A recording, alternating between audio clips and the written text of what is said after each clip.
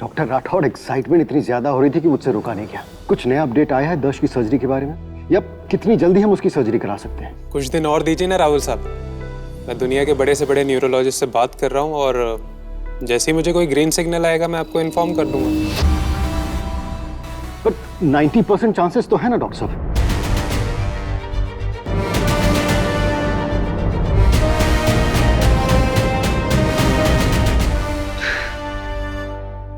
अब आपसे क्या छुपाऊं डॉक्टर राठौर, दरअसल हम लोग दर्श की शादी फिक्स कर रहे हैं और आपने जो हमें खुशखबरी दी उसके बाद हम सोच में पड़ गए कि फिलहाल के लिए दर्श की शादी रोक दें या फिर करा दें। वो अभी के लिए रोक देना बेटर होगा, क्योंकि सर्जरी का आउटकम तो पता नहीं ना अभी। Thank you so much doctor, thank you.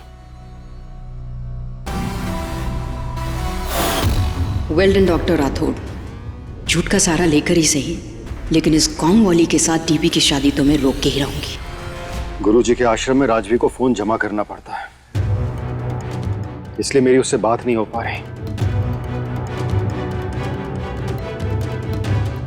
मुझे यह समझ में नहीं आ रहा है कि इतना बड़ा कदम उठा रहा हूं बिना उससे पूछे। ठीक तो कर रहा हूं ना मैं?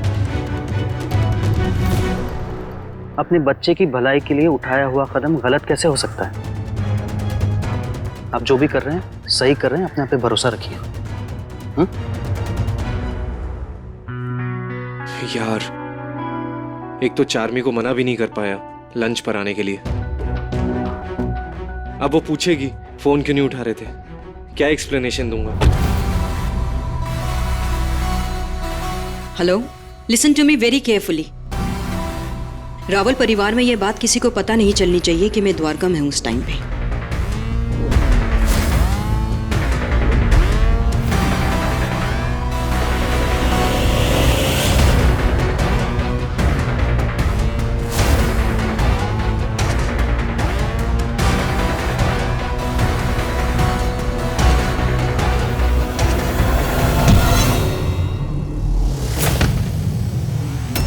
I am so sorry.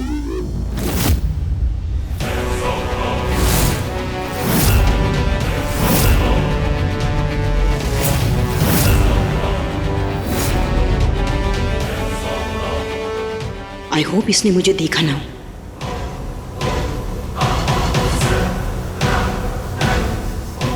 आपको लगी तो नहीं ना?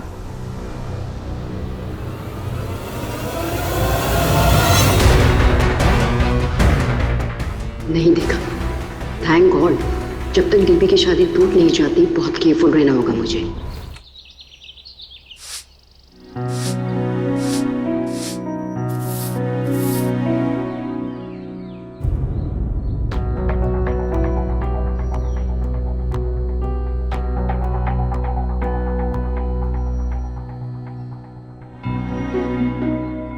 जय द्वारिकाधीश। अरे आप अंदर चलिए, नहीं मैं जीजा जी को बुलाती हूँ। नहीं, किसी को बुलाने की जरूरत नहीं है। दरअसल हम तुमसे बात करना चाहते हैं। जी? हमें बस अभी अभी पता चला है कि एक ऑपरेशन के बाद दर्श की आंखें वापस आ सकती हैं। सच साहिब, हमारी दर्श साहिब फिर से देख पाएंगे? मुझे इस खुशखबरी की तो मुझे उम्मीद ही नहीं थी। Thank you Karuna, thank you thank you.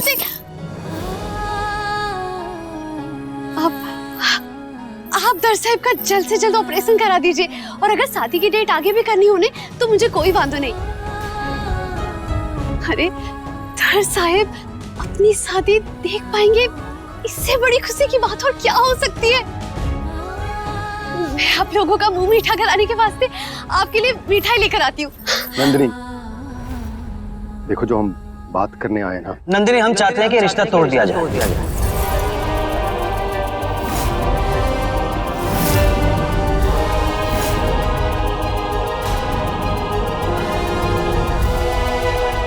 क्या ये बना? देखो नंदिनी, हमने तुम्हारा और दर्श का रिश्ता इसलिए तय किया था क्योंकि हमारा दर्श देख नहीं सकता ये तो तुम अच्छी तरह जानती हो ना कि तुम्हारे और दर्श की परवरिश, रहन सहन में जमीन आसमान का फर्क है।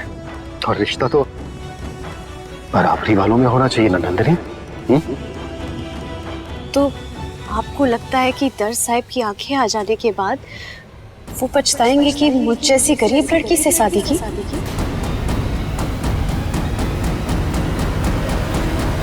दर्श अगर देख सकता तो क्या वो तुम्हारे बारे में सोचता भी?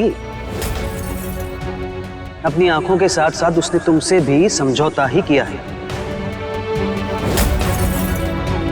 और अगर पूरी जिंदगी दर्श को एक समझौते वाला रिश्ता निभाना पड़े तो ना वो दर्श के लिए अच्छा है और ना ही तुम्हारे लिए अच्छा है।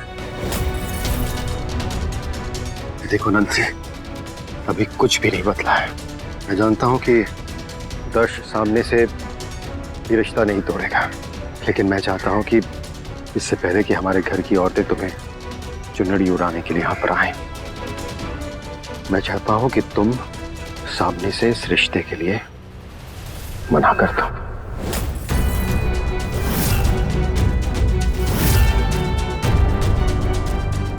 एक मिनट।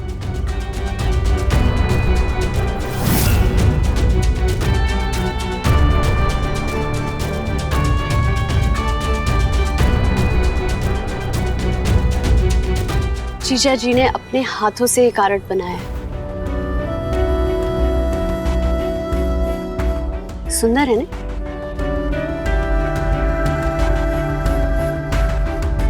साहब, आपको पता है ये सुंदर क्यों है? साहब, ये कार्ड इसलिए सुंदर है क्योंकि जिन दो लोगों के नाम इस पे लिखे हैं ना, उनके बीच एक सुंदर से रिश्ते की शुरुआत हो चुकी। और उन दोनों नामों में से एक नाम मिटाकर ना तो मैं इस कार्ड की ना ही हमारे रिश्ते की सुंदरता कम करूंगी।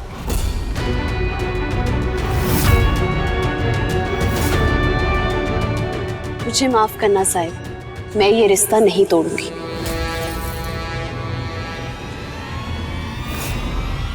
अगर दर्श साहब को लगता है कि आंखें आने के बाद उनका प्यार बदल जाएगा तो उन्हें अपना नाम खुद काटना होगा।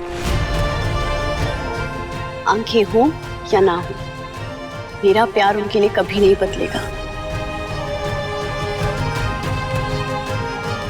तुम बेकार में बात को बढ़ा रही हो नंदिनी। कि मेरे और दर्श साहब की जिंदगी का सवाल है।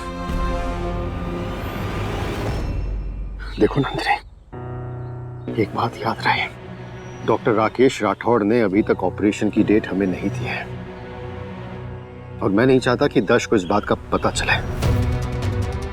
हम नहीं चाहते कि उसके मन में देख पाने की उम्मीद जग जाए और भगवान ना करे किसी वजह से ऑपरेशन ना हो पाया तो फिर हमारा दर्श टूट जाएगा नंदिनी। हमारा रिश्ता टूटने से भी तो दर्श साहब टूट जाएंगे ने? देखो तुम समझ नहीं रही हो नंदिनी। मैं समझती हूँ आपकी चिंता दर्श साहब के लिए। आप गलत समझते हैं कि मेरा और दर्श साहब का रिश्ता बराबरी का नहीं है। दर्श साहब बहुत खास है,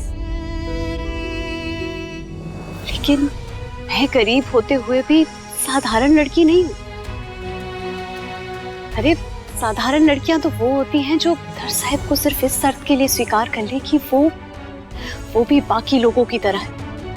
और आप तो मुझसे अच्छे से जानते हैं ना दर्श साहब को, फिर आप उन्हें एक अधूरा इंसान कैसे मान सकते हैं? सॉरी साहिब, अब जब तक दर्श साहिब ये रिश्ता नहीं तोड़ेंगे तब तक ये रिश्ता नहीं टूटेगा। देखो, तुम इस तरह से हम पे दबाव नहीं डाल सकती।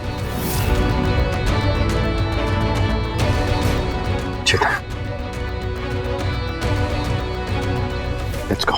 साहिब, ऐसे दरवाजे पर से तो मत जाइए, अंदर आइए, मैं आपके लिए चाय बना देती हूँ।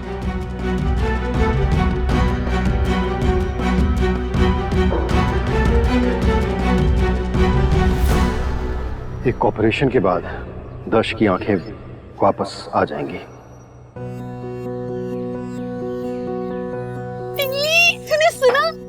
आज का दिन कितना शुभ है। जिस दिन मैं दर्श साहब के नाम की चूड़र ओढ़ने जा रही हूँ, उसी दिन दर साहब की आंखें वापस आने की उम्मीद मिली है।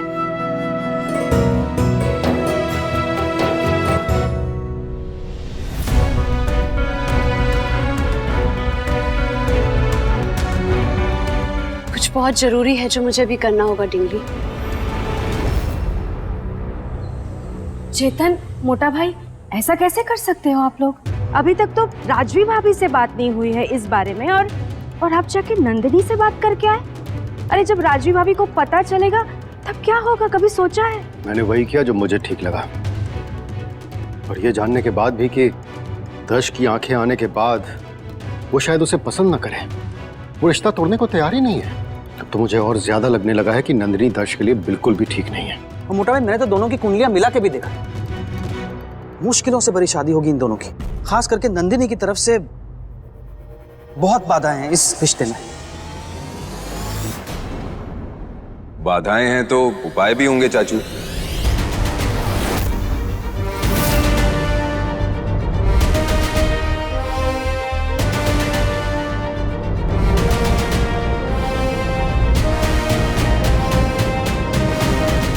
चाचू, आप तो जानते हैं कि तारों और तकदीरों में मुझे कुछ खास विश्वास नहीं है, लेकिन फिर भी आप लोगों की तसल्ली के लिए आप लोग जो पूजा करवाएंगे मैं वो करूंगा। लेकिन आप लोग ये जान लीजिए कि नंदिनी को मैंने उसकी लाइफ की सारी मुश्किलों के साथ एक्सेप्ट किया है।